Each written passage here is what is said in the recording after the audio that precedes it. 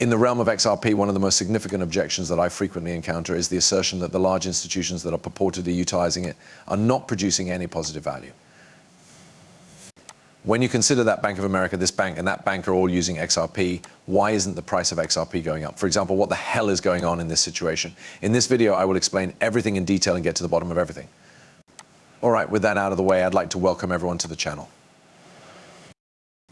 This is Nick, my name. Those of you who are new to the channel, I hope that by the time you reach the conclusion of this video, you will have subscribed to the channel. However, despite the fact that there are reportedly hundreds of banks that use XRP, let's dig right in and get to the bottom of why the value of XRP is not increasing at all. Let's go all the way back to the summer of 2023, when we did receive the huge statement that XRP was not a security. Let's go back in time. After achieving a partial success in the fight against the SEC, Ripple has stated, even if on paper that would sound like a fantastic idea, there is still a significant barrier that stands in the way of XRP getting there. It is possible that everyone is now saying, well, yeah, we know, Nick, the thing that we are still waiting for is the institutional sales of XRP. I'm going to be really forthright with you guys. I don't believe that this SEC case was even remotely relevant for the entirety of this time period. Even now, I do not believe that it is relevant to the situation. At this point, you could be thinking to yourself, Nick, you are completely insane. It stifled price action and eradicated XRP. While it is true that it did cause a great deal of damage in 2021, what is the justification for doing so now? At this very moment, it is not impeding XRP in any way. There is a lot more occurring around XRP today than there has ever been before. What exactly is the holdup? When we actually think about XRP, it is realist on all of the major exchanges. Okay, I'm going to have a conversation with you all about it. To begin, however, I would want to inquire about the financial institutions that are prepared to make use of XRP. The first place goes to Bank of America. A little more than a year ago, Bank of America made a statement in which they lauded Ripple for the influence that they have had on international financial transactions. The role that Ripple Labs plays in the payment arena in the Asia-Pacific region is discussed in a report that was published not too long ago by Bank of America entitled Breaking a New Ground, Harnessing Payments Innovation in Australia and the Pacific. Is recognized by the Bank of America as having been acknowledged. The paper underscores the significance of blockchain technology in the digitization of trade documentation, as well as the potential of Ripple solutions in revolutionizing payments that are made across international borders. One notable exception is Ripple. The revolutionary impact of technology in the process of facilitating real-time payments is something that Bank of America acknowledges. According to the survey, Application Programming Interfaces API are the primary factor driving the adoption of real-time payments. APIs have also revolutionized communication as well as transaction and processing for clients. At that point, I was no longer able to agree with them. We discussed this matter with the buyers as well as with kwon. Also with regard to the Rosalind project. Great stuff all around. However, according to the head of Treasury Products for Asia and the Pacific at Bank of America, we are already witnessing open banking becoming a reality in the European Middle Eastern. An African region owing to the fact that the API mechanism is being utilized to generate a multitude of new use cases. The shift to open banking and the use of application programming interfaces APIs will enable speedy and informed decision-making, allowing for information flow in a manner that is nearly real-time, which will meet the requirements of the Treasury. At this point, they proceed to describe, for instance, advancements in cross-border payment systems such as SWIFT GPI. There is a research that asserts blockchain technology is being utilized as a security measure for specific transactions. Nevertheless, the report also states that blockchain has not been as successful as the earlier hype predicted it would be. Bank of America, on the other hand, recognizes the potential for Ripples to serve as an exception to the rule in the field of international payments. However, there is a potential exception to this rule when it comes to international payments of work. The blockchain's impact has been rather minor so far.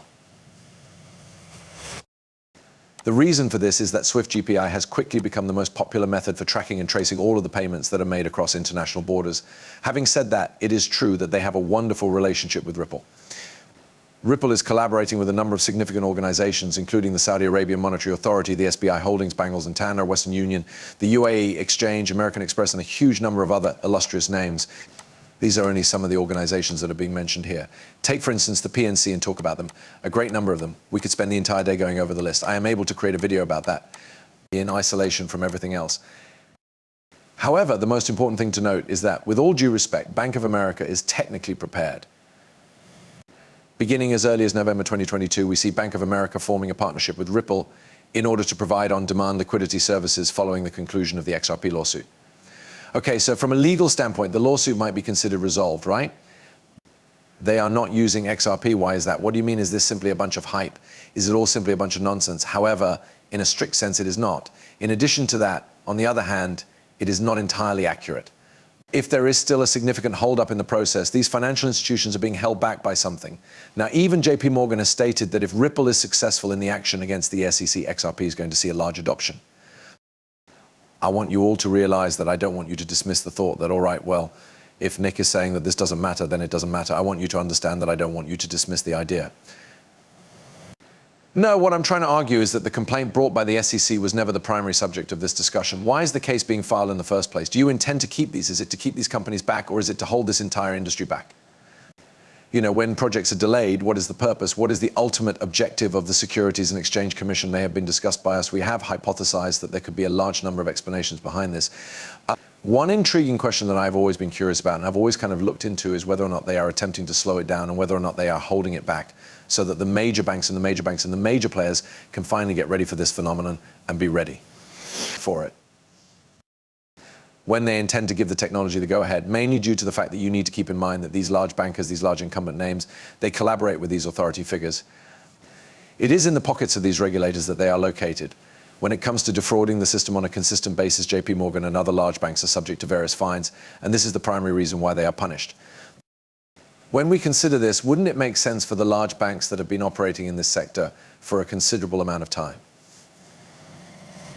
We are talking about the time before there were any major disagreements regarding the actions taken by the SEC or the plans they had in place prior to the Ripple lawsuit as well, when these large banks were already present.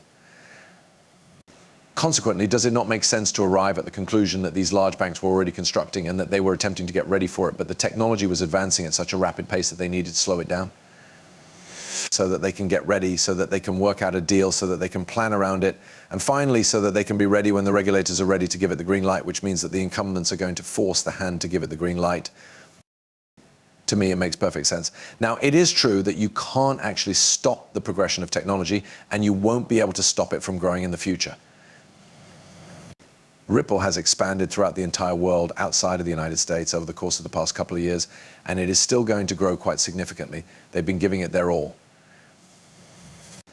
According to what we hear on a regular basis, all of these large institutions, and even more recently, public policy at Ripple, which was written by an actual employee back in the middle of August, are to blame. The contribution that Ripple made to the CFTE study on researching the world, or re-architecting, the global financial system, is highlighted in this week's APAC Policy Digest.